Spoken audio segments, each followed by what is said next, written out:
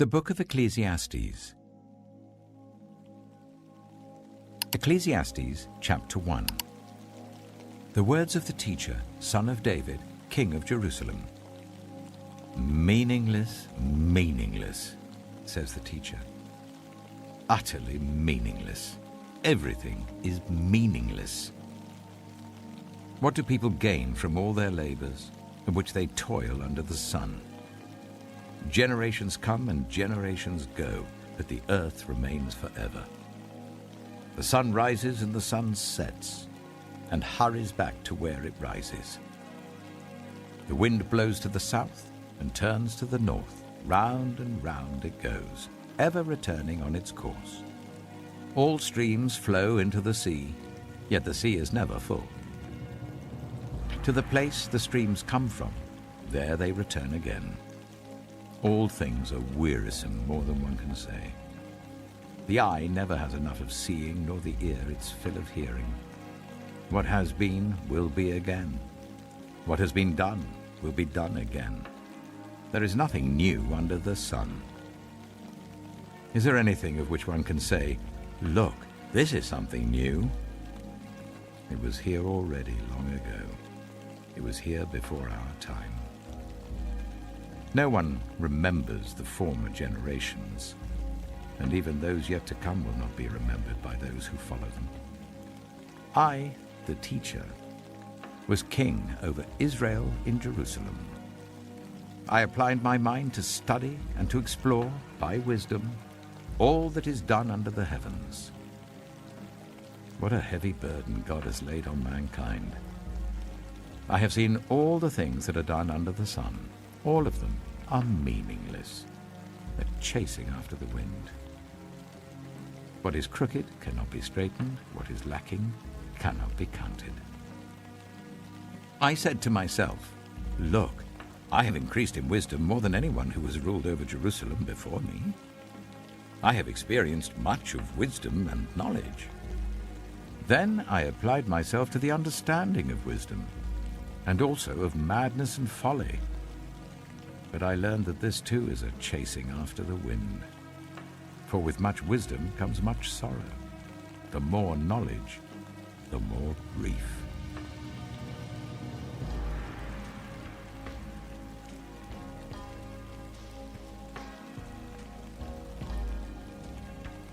Ecclesiastes chapter 2. I said to myself, "Come now, I will test you with pleasure to find out what is good." But that also proved to be meaningless. Laughter, I said, is madness, and what does pleasure accomplish? I tried cheering myself with wine and embracing folly, my mind still guiding me with wisdom. I wanted to see what was good for people to do under the heavens during the few days of their lives. I undertook great projects. I built houses for myself and planted vineyards. I made gardens and parks and planted all kinds of fruit trees in them. I made reservoirs to water groves of flourishing trees. I bought male and female slaves and had other slaves who were born in my house. I also owned more herds and flocks than anyone in Jerusalem before me. I amassed silver and gold for myself and the treasure of kings and provinces. I acquired male and female singers and a harem as well, the delights of a man's heart. I became greater by far than anyone in Jerusalem before me. In all this, my wisdom stayed with me. I denied myself nothing my eyes desired. I refused my heart no pleasure. My heart took delight in all my labor, and this was the reward for all my toil. Yet when I surveyed all that my hands had done and what I had toiled to achieve, everything was meaningless, a chasing after the wind. Nothing was gained under the sun. Then I turned my thoughts to consider wisdom, and also madness and folly. What more can the king's successor do than what has already been done? I saw that wisdom is better than folly, just as light is better than darkness. The wise have eyes in their heads, while the fool walks in the darkness. but I came to realize that the same fate overtakes them both. Then I said to myself, the fate of the fool will overtake me also. What then do I gain by being wise? I said to myself, this too is meaningless. For the wise, like the fool, will not be long remembered. The days have already come when both have been forgotten. Like the fool, the wise too must die. So I hated life, because the work that is done under the sun was grievous to me. All of it is meaningless, a chasing after the wind. I hated all the things I had toiled for under the sun, because I must leave them to the one who comes after me. And who knows whether that person will be wise or foolish? Yet they will have control over all the fruit of my toil, into which I have poured my effort and skill under the sun. This too is meaningless. So my heart began to despair over all my toilsome labor under the sun.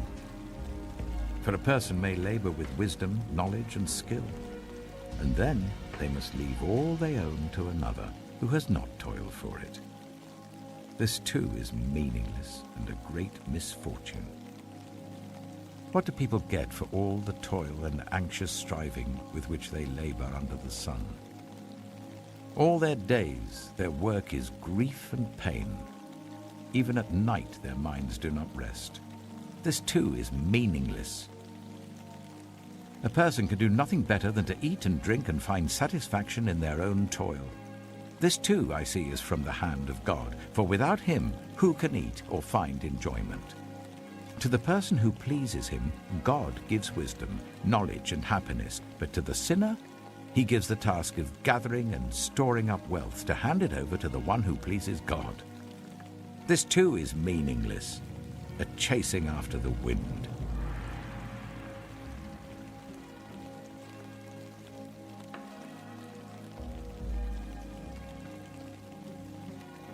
Ecclesiastes chapter 3. There is a time for everything, and a season for every activity under the heavens. A time to be born and a time to die. A time to plant and a time to uproot. A time to kill and a time to heal. A time to tear down and a time to build. A time to weep and a time to laugh. A time to mourn and a time to dance. A time to scatter stones and a time to gather them. A time to embrace and a time to refrain from embracing. A time to search and a time to give up. A time to keep and a time to throw away. A time to tear and a time to mend. A time to be silent and a time to speak. A time to love and a time to hate. A time for war and a time for peace. What do workers gain from their toil? I have seen the burden God has laid on the human race. He has made everything beautiful in its time. He has also set eternity in the human heart, yet no one can fathom what God has done from beginning to end. I know that there is nothing better for people than to be happy and to do good while they live, that each of them may eat and drink and find satisfaction in all their toil. This is the gift of God. I know that everything God does will endure forever. Nothing can be added to it and nothing taken from it. God does it so the people will fear him. Whatever is has already been, and whatever will be has been before, and God will call the past to account. And I saw something else under the sun. In the place of judgment, wickedness was there. In the place of justice, wickedness was there. I said to myself, God will bring into judgment both the righteous and the wicked, for there will be a time for every activity, a time to judge every deed. I also said to myself, as for humans, God tests them so that they may see that they are like the animals. Surely the fate of human beings is like that of the animals. The same fate awaits them both. As one dies, so dies the other. All have the same breath. Humans have no advantage over animals. Everything is meaningless. All go to the same place. All come from dust, and to dust all return. Who knows if the human spirit rises upward, and if the spirit of the animal goes down into the earth? So I saw that there is nothing better for a person than to enjoy their work, because that is their lot. For who can bring them to see what will happen after them?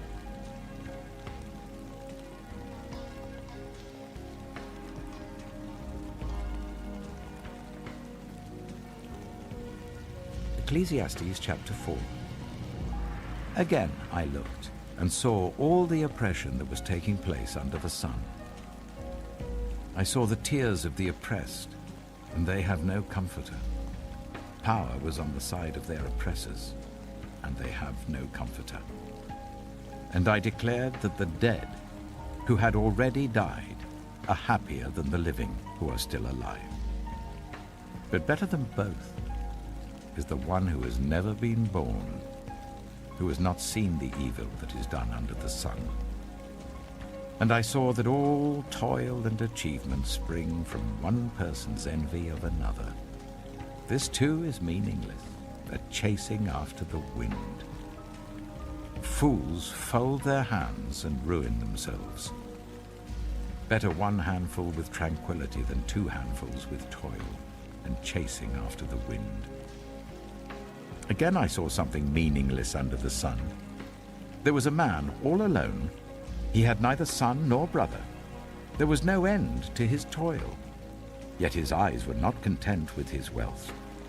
For whom am I toiling, he asked, and why am I depriving myself of enjoyment?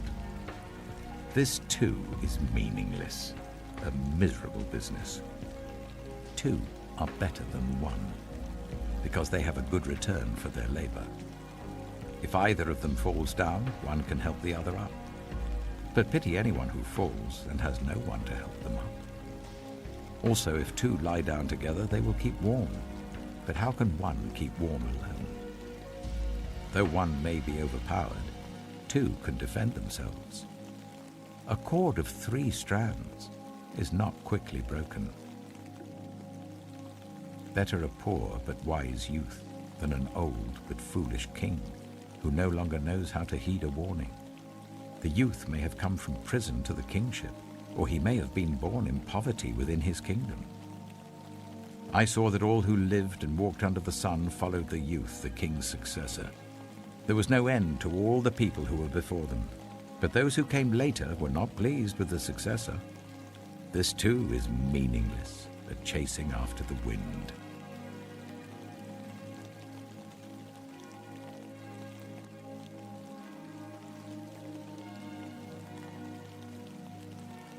Ecclesiastes chapter 5.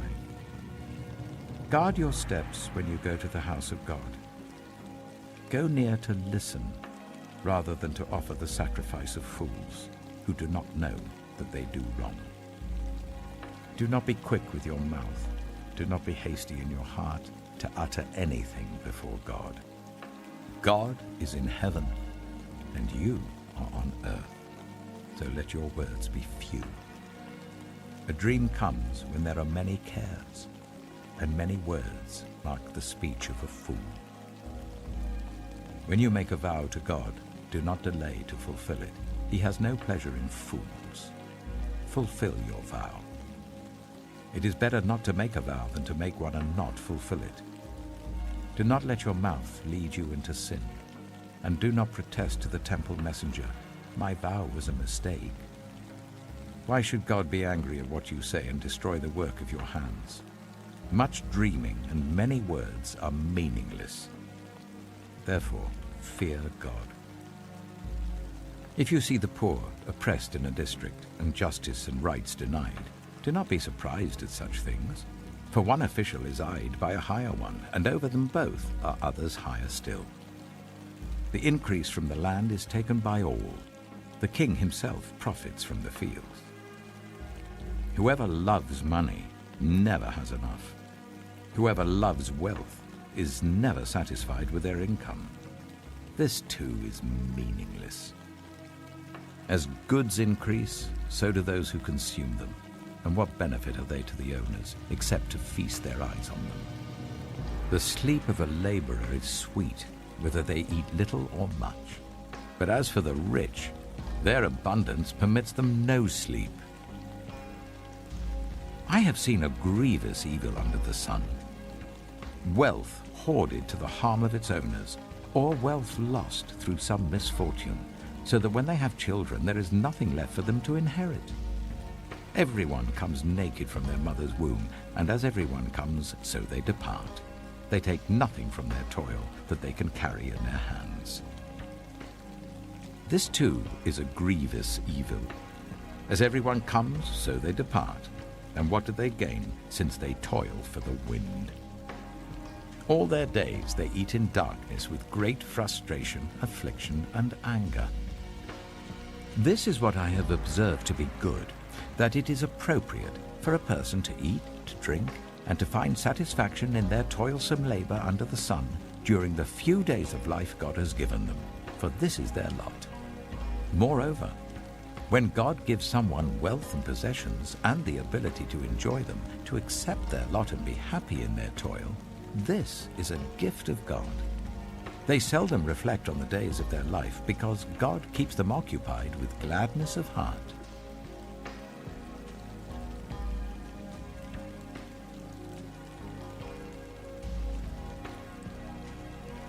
Ecclesiastes chapter 6. I have seen another evil under the sun, and it weighs heavily on mankind. God gives some people wealth, possessions, and honor, so that they lack nothing their hearts desire. But God does not grant them the ability to enjoy them, and strangers enjoy them instead. This is meaningless, a grievous evil. A man may have 100 children and live many years, yet no matter how long he lives, if he cannot enjoy his prosperity and does not receive proper burial, I say that a stillborn child is better off than he. It comes without meaning, it departs in darkness, and in darkness its name is shrouded. Though it never saw the sun or knew anything, it has more rest than does that man, even if he lives 1,000 years twice over, but fails to enjoy his prosperity. Do not all go to the same place. Everyone's toil is for their mouth, and yet their appetite is never satisfied. What advantage have the wise over fools? What do the poor gain by knowing how to conduct themselves before others? Better what the eye sees than the roving of the appetite. This too is meaningless, a chasing after the wind. Whatever exists has already been named, and what humanity is has been known. No one can contend with someone who is stronger. The more the words, the less the meaning. And how does that profit anyone? For who knows what is good for a person in life during the few and meaningless days they pass through like a shadow?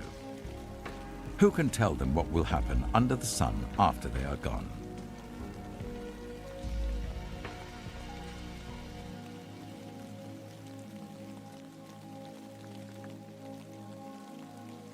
Ecclesiastes chapter 7. A good name is better than fine perfume, and the day of death better than the day of birth. It is better to go to a house of mourning than to go to a house of feasting, for death is the destiny of everyone. The living should take this to heart. Frustration is better than laughter, because a sad face is good for the heart. The heart of the wise is in the house of mourning, but the heart of fools is in the house of pleasure. It is better to heed the rebuke of a wise person than to listen to the song of fools. Like the crackling of thorns under the pot, so is the laughter of fools. This too is meaningless. Extortion turns a wise person into a fool, and a bribe corrupts the heart. The end of a matter is better than its beginning, and patience is better than pride. Do not be quickly provoked in your spirit, for anger resides in the lap of fools. Do not say, "Why were the old days better than these?" For it's not wise to ask such questions. Wisdom, like an inheritance, is a good thing and benefits those who see the sun.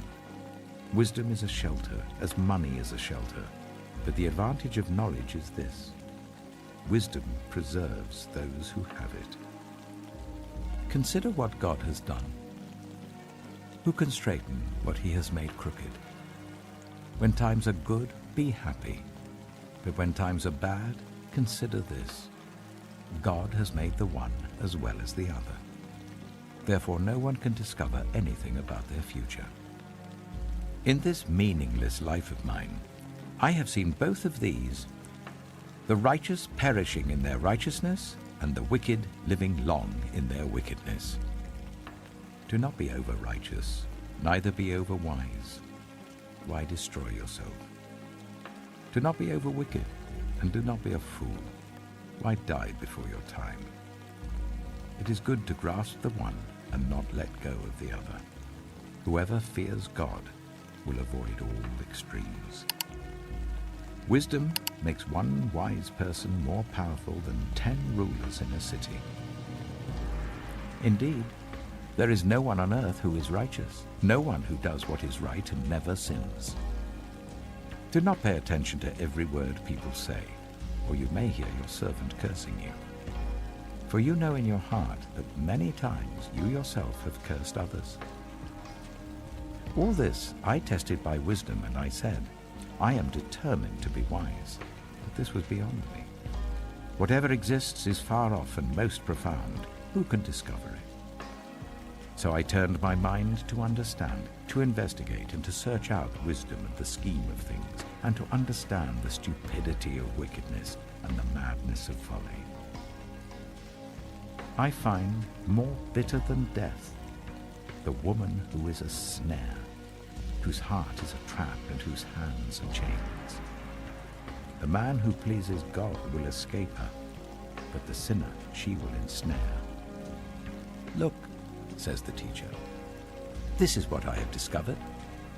Adding one thing to another to discover the scheme of things, while I was still searching but not finding, I found one upright man among 1,000, but not one upright woman among them all. This only have I found: God created mankind upright, but they have gone in search of many schemes.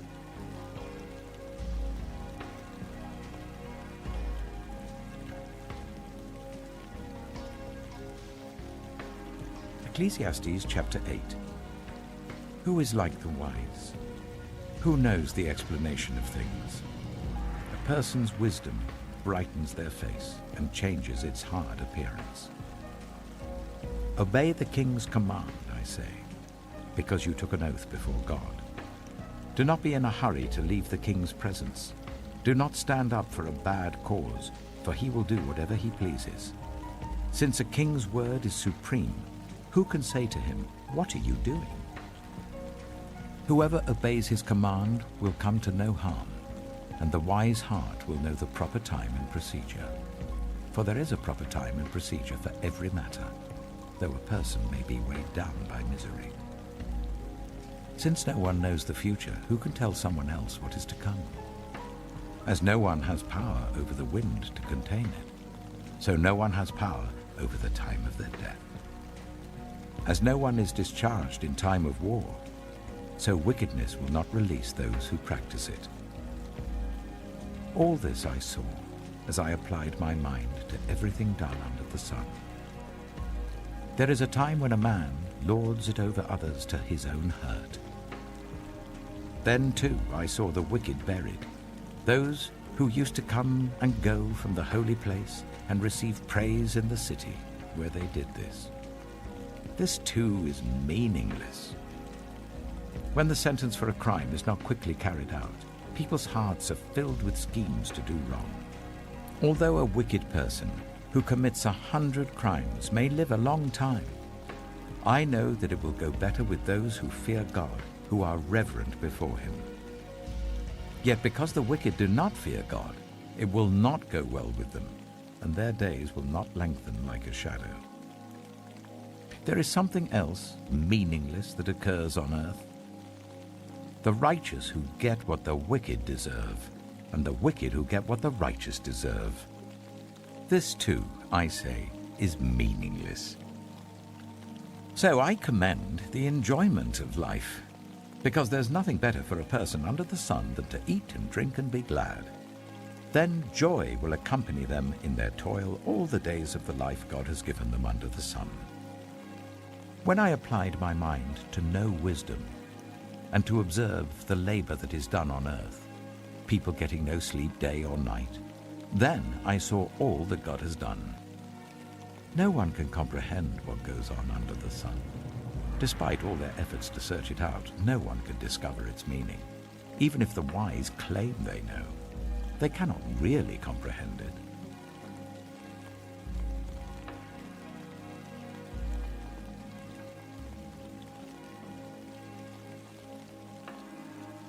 Ecclesiastes chapter 9.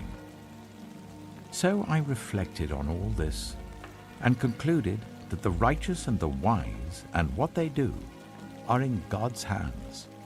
But no one knows whether love or hate awaits them. All share a common destiny, the righteous and the wicked, the good and the bad, the clean and the unclean, those who offer sacrifices and those who do not. As it is with the good, so with the sinful. As it is with those who take oaths, so with those who are afraid to take them. This is the evil in everything that happens under the sun. The same destiny overtakes all. The hearts of people, moreover, are full of evil, and there is madness in their hearts while they live, and afterwards they join the dead. Anyone who is among the living has hope. Even a live dog is better off than a dead lion. For the living know that they will die, but the dead know nothing. They have no further reward, and even their name is forgotten. Their love, their hate, and their jealousy have long since vanished. Never again will they have a part in anything that happens under the sun. Go, eat your food with gladness, and drink your wine with a joyful heart, for God has already approved what you do. Always be clothed in white, and always anoint your head with oil. Enjoy life with your wife whom you love, all the days of this meaningless life that God has given you under the sun, all your meaningless days. For this is your lot in life, and in your toilsome labor under the sun. Whatever your hand finds to do, do it with all your might, for in the realm of the dead where you're going, there is neither working, nor planning, nor knowledge, nor wisdom. I have seen something else under the sun. The race is not to the swift, or the battle to the strong, nor does food come to the wise, or wealth to the brilliant, or favor to the learned, but time and chance happen to them all. Moreover, no one knows when their hour will come. As fish are caught in a cruel net, or birds are taken in a snare, so people are trapped by evil times that fall unexpectedly upon them. I also saw under the sun this example of wisdom that greatly impressed me. There was once a small city with only a few people in it, and a powerful king came against it, surrounded it, and built huge siege works against it. Now there lived in that city a man, poor but wise, and he saved the city by his wisdom. But nobody remembered that poor man. So I said, wisdom is better than strength. But the poor man's wisdom is despised, and his words are no longer heeded. The quiet words of the wise are more to be heeded than the shouts of a ruler of fools. Wisdom is better than weapons of war, but one sinner destroys much good.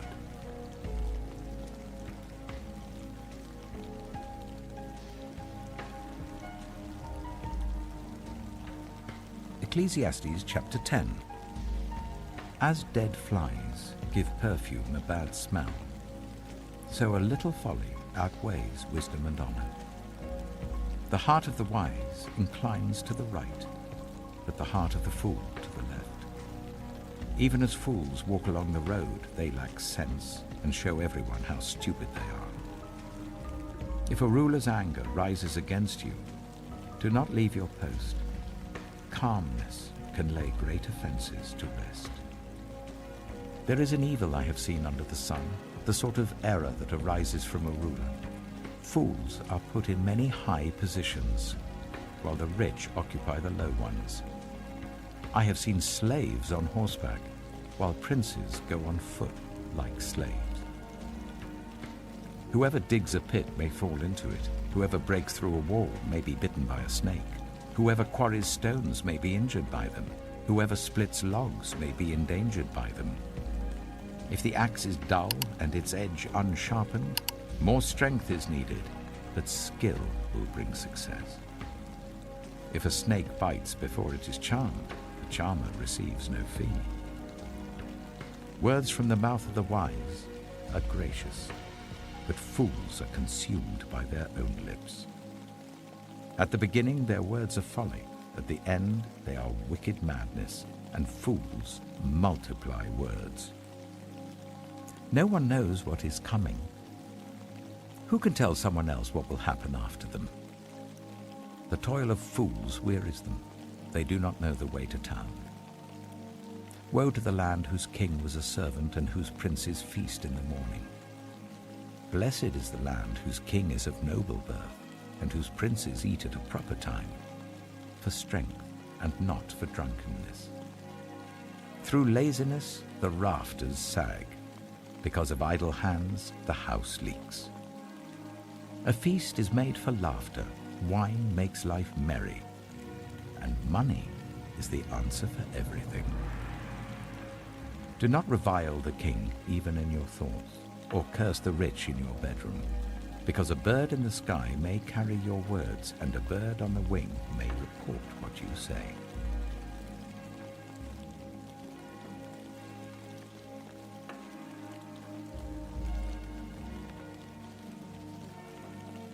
Ecclesiastes chapter 11. Ship your grain across the sea. After many days you may receive a return. Invest in 7 ventures, yes, in 8. You do not know what disaster may come upon the land. If clouds are full of water, they pour rain on the earth. Whether a tree falls to the south or to the north, in the place where it falls, there it will lie. Whoever watches the wind will not plant. Whoever looks at the clouds will not reap. As you do not know the path of the wind or how the body is formed in a mother's womb, so you cannot understand the work of God, the maker of all things. Sow your seed in the morning, and at evening let your hands not be idle. For you do not know which will succeed, whether this or that, or whether both will do equally well. Light is sweet, and it pleases the eyes to see the sun. However many years anyone may live, let them enjoy them all. But let them remember the days of darkness, for there will be many. Everything to come is meaningless. You who are young, be happy while you are young, and let your heart give you joy in the days of your youth. Follow the ways of your heart, and whatever your eyes see. But know that for all these things God will bring you into judgment. So then, banish anxiety from your heart, and cast off the troubles of your body, for youth and vigor are meaningless.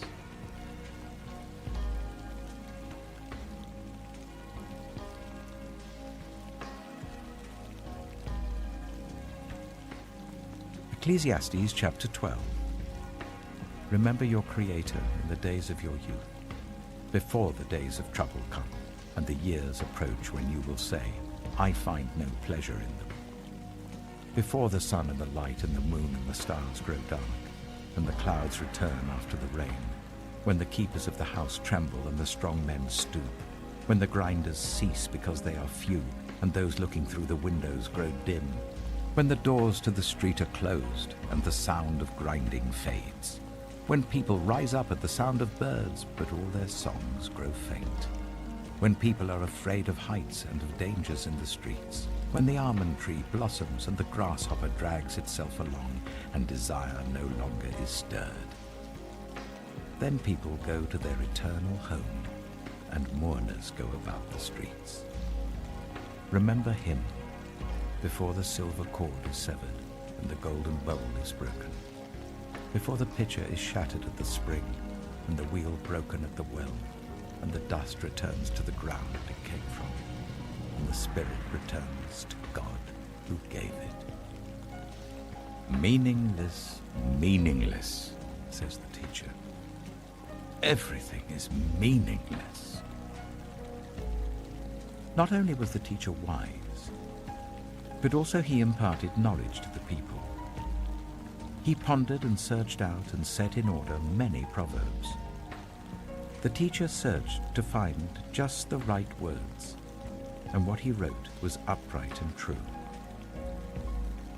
The words of the wise are like goads, their collected sayings like firmly embedded nails given by one shepherd.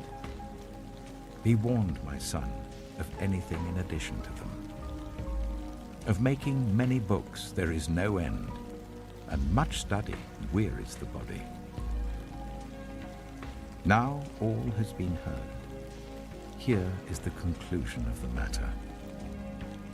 Fear God and keep his commandments, for this is the duty of all mankind. For God will bring every deed into judgment, including every hidden thing, whether it is good or evil.